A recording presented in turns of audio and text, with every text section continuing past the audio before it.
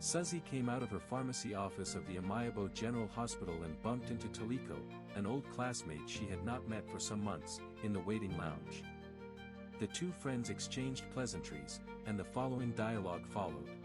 Suzzie, it's long time not see. My friend. It is the job and other commitments. I thought you were avoiding everyone after what Mabel did to you. No. I was not avoiding everyone. I know she deceived me, but there could be truth in all she said about Akamo. Have you heard about Mabel lately? Yes. That girl and her endless lies. She dumped Akamo for ex-boyfriend Jasadi, thinking that Jasadi would take her to America. But information leaked along the line that Jasadi was deported from America. Both of them fled from Amayabo in shame. I feel like a fool for believing Mabel's stories about Akamo. You were too naive, Suzzie. Akamo is nothing like Mabel made him out to be. She painted him as unfaithful, but the truth? He's a gem. He is the ideal husband material for any woman. I see that now. Regretfully. I wish I had given him a chance. He remained remorseful throughout that day at work. She dumped herself on her armchair when she got home and regretted her attitudes to Akamo twice, when he attempted to win her love. She reflected on her moments with Akamo at New Age Nursery Academy and at the shopping mall and lamented over how she verbally dismissed him. She said to herself, I misjudged him. I need to find him. But where do I start?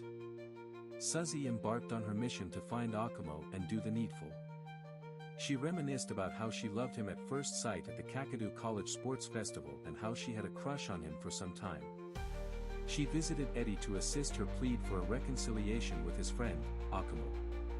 Suzzie's expectation was blown by this brief chat with Eddie. Eddie. I have come to you, swallowing my pride, and to apologize to your friend, Akamo, for the way I scolded him the last time we met. Oh? Suzzie. Your apology cannot be for now. And not for the next 3 months. As we speak, Akamo is not in the country.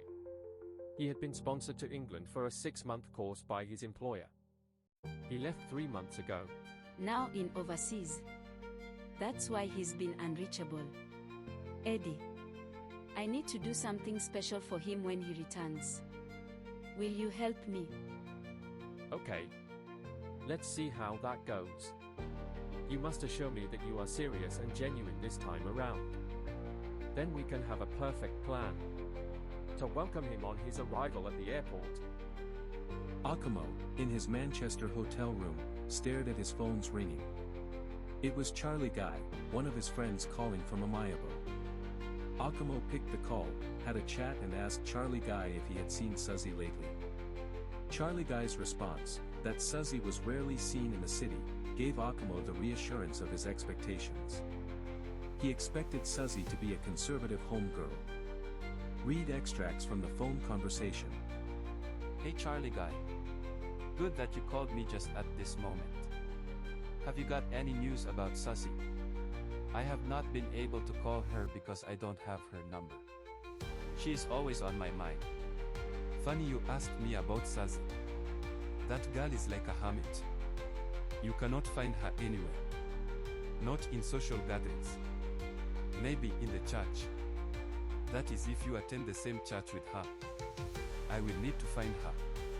Wherever, to bring you words about her. Thanks.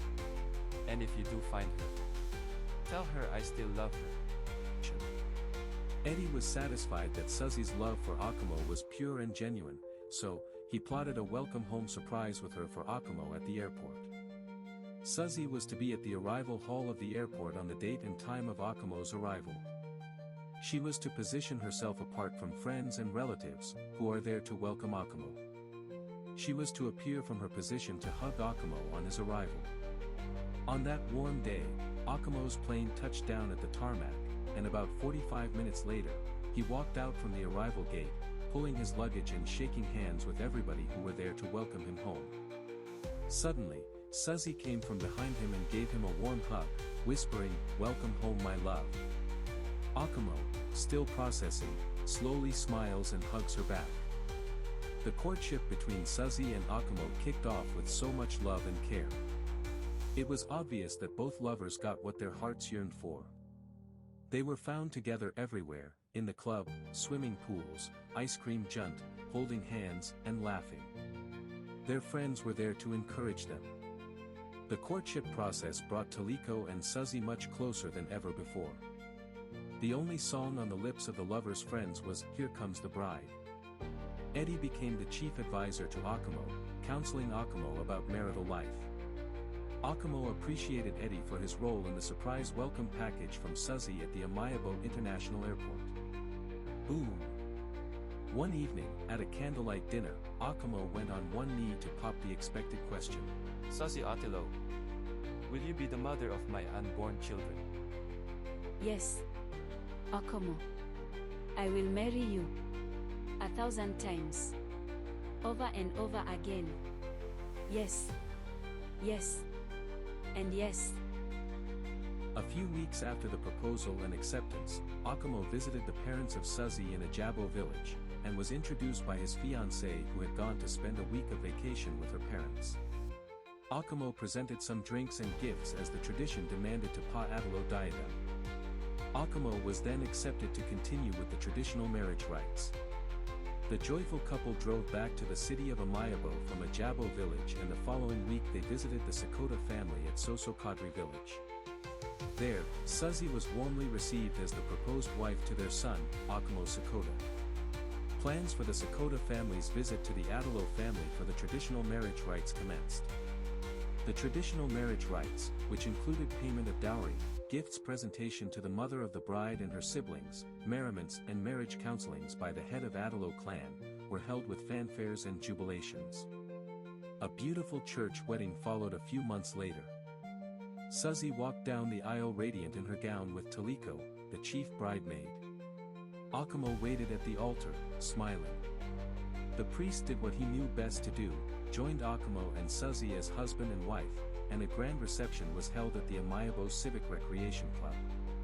Barely a year after the wedding, a crack reared its ugly head. Suzzie and Akamo were not socially compatible. Akamo's social commitments to his long-standing friends created a strong suspicion of infidelity.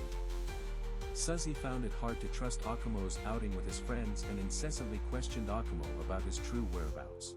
Thanks for watching. Part 3 of this story exposes how childish suspicious mind almost cost Suzzie her marriage. Watch out for it next week. Please like, share, comment, and subscribe for more from our stable.